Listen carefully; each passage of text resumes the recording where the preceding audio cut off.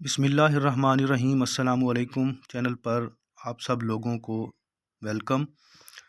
آج کی ویڈیو میں ہم کچھ ایسے سوالات لے کر آئے ہیں جو کہ سابقہ انٹرویوز میں بار بار وہ پوچھے گئے ہیں، اور اس کے علاوہ یہ سوالات ٹیسٹ کے حوالے سے بھی انتہائی اہم ہیں۔ اگر آپ انٹرویو کی تیاری کر رہے ہیں تو ان سوالات کو اپنے انٹرویو کی تیاری میں لازمی وہ شامل کریں، اور اپنی تیاری وہ بھرپور طریقے سے کریں۔ اس کے علاوہ ہماری کوشش ہے کہ زیادہ سے زیادہ اس قسم کے سوالات وہ آپ کے ساتھ شیئر کریں تاکہ آپ کی تیاری وہ اچھی ہو سکے۔ تو ہم جلدی سے ویڈیو کو سٹارٹ کرتے ہیں اور دیکھتے ہیں کہ آج کی ویڈیو میں 10 سوالات وہ کون سے ہیں۔ تو سب سے پہلا جو سوال ہے وہ یہ ہے کہ بیت الغزل اور شاہ بیت میں کیا فرق ہے؟ تو اس کا جواب ہم دیکھ لیتے ہیں۔ اس کا جواب کچھ یوں ہے کہ کسی بھی غزل کے بہترین شعر کو بیت الغزل کہتے ہیں، جبکہ غزل کے علاوہ مثلاً قصیدہ، نعت، حمد وغیرہ کے بہترین شعر کو شاہ بیت کہتے ہیں۔ کسی بھی غزل کا جو بہترین شعر ہوتا ہے اس کو بیت الغزل بھی کہا جاتا ہے، اور اس کے علاوہ حاصل غزل بھی کہا جاتا ہے۔ دوسرا سوال دیکھیے گا، اردو ادب میں عبوری دور سے کیا مراد ہے؟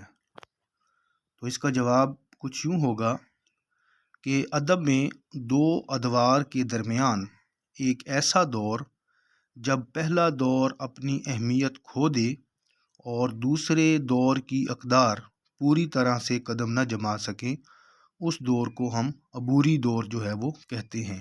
یعنی پہلا دور وہ مکمل ختم ہو چکا ہو، اور آنے والا دور وہ بھی ابھی مکمل طور پہ نہ آیا ہو۔ اس درمیانی عرصے کو، اس درمیانی دور کو ہم عبوری دور وہ کہتے ہیں۔ اگلا سوال ملاحظہ کیجیے گا۔ اگلا سوال کچھ یوں ہے کہ اردو ادب میں حبسیہ شاعری سے کیا مراد ہے؟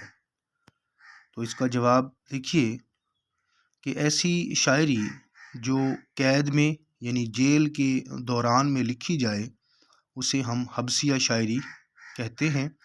جس طرح کہ فیض کا مجموعہ ہے زندہ نامہ، اس میں شامل جتنی بھی شاعری ہے وہ فیض نے جیل کے دوران میں لکھی، تو ایسی شاعری جو کہ جیل کے دوران میں لکھی جائے اس کو ہم حبسیہ شاعری وہ کہتے ہیں۔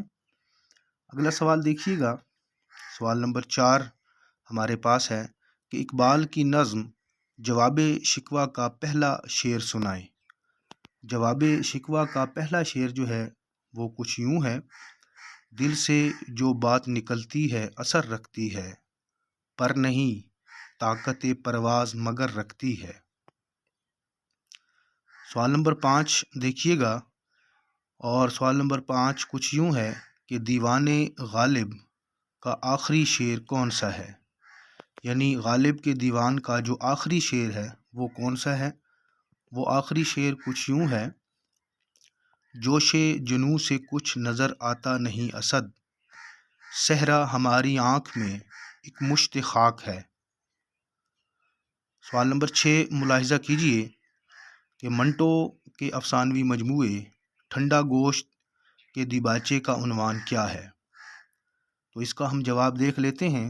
جواب کچھ یوں ہے کہ جو منٹو کا افسانوی مجموعہ ہے ٹھنڈا گوشت، اس کے دیباچے کا عنوان ہے زحمت مہر درخشاں، اور یہ عنوان انہوں نے غالب کے شعر سے لیا ہے، اور غالب کا شعر بھی آپ سکرین پر ملاحظہ کر رہے ہیں۔ وہ کچھ یوں ہے، لرزتا ہے میرا دل زحمت مہر درخشاں پر، میں ہوں وہ قطرہ شبنم کہ ہو خار بیاباں پر۔ اسی طرح 7واں سوال سکرین پر آپ دیکھ رہے ہیں، وہ کچھ یوں ہے کہ افسانوی مجموعہ انگارے کب شائع ہوا اور اس میں کل کتنے افسانے ہیں؟ تو اس کا جواب ہم دیکھتے ہیں کہ افسانوی مجموعہ انگارے جو کہ ترقی پسند تحریک کا کیا کہتے ہیں کہ نمائندہ قرار دیا جاتا ہے، اس کی اشاعت 1933 میں ہوئی تھی، اور اس میں کل 9 افسانے شامل ہیں، اور مجموعی طور پہ اس میں کل 10 نگارشات ہیں، جس میں 9 افسانے اور ایک ڈرامہ شامل ہے۔ شروع میں اس کی 1000 کاپیاں جو ہیں وہ چھاپی گئی تھیں، اور اگر ہم اس مجموعے کے لکھاریوں کی بات کریں تو اس میں جو ہے وہ احمد علی، محمود الظفر، اور اس کے علاوہ جو ہے وہ سجاد ظہیر شامل ہیں۔ اگلا سوال ملاحظہ کیجئے گا، سوال نمبر 8 کچھ یوں ہے کہ داستان باغ و بہار میں کل 4 درویشوں کا ذکر ہوا ہے، کیا آپ بتا سکتے ہیں کہ ان کا تعلق کن کن ممالک سے بتایا گیا ہے؟ تو اس کا جواب ملاحظہ کیجئے کہ باغ و بہار داستان میں 4 درویش جو تھے ان کا تعلق مختلف ممالک سے بتایا گیا ہے۔ پہلے درویش کا تعلق یمن سے، دوسرے درویش کا تعلق فارس سے، تیسرے درویش کا تعلق عجم سے، اور چوتھے درویش کا تعلق جو ہے وہ چین سے بتایا گیا ہے۔ سوال نمبر 7 دیکھیے گا، حلقہ ارباب ذوق کا قیام کب عمل میں آیا؟ اس کا پرانا نام کیا تھا؟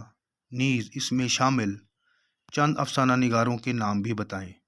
تو جواب ملاحظہ کیجئے گا، حلقہ ارباب ذوق جو ہے وہ 29 اپریل 1939 کو بنی تھی، اور اس کا پرانا نام جو تھا وہ مجلس داستان گویاں تھا، اور اگر ہم اس کے نمائندہ افسانہ نگاروں کا نام لیں تو ان میں انتظار حسین، ممتاز مفتی، نسیم حجازی اور کرشن چندر وغیرہ شامل ہیں۔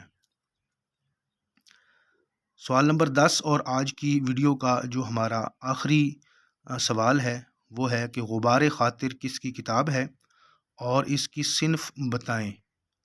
جواب ملاحظہ کیجئے گا، غبار خاطر ابوالکلام آزاد کی کتاب ہے، اور جہاں تک تعلق ہے اس کی صنف کی تو اس میں خط شامل ہیں، یعنی اس کی صنف جو ہے وہ خطوط ہے، اور یہ کتاب جو ہے سب سے پہلے 1946 میں جو ہے اس کی پہلی اشاعت ہوتی ہے، اور اس میں کل 24 خطوط جو ہیں وہ شامل ہیں۔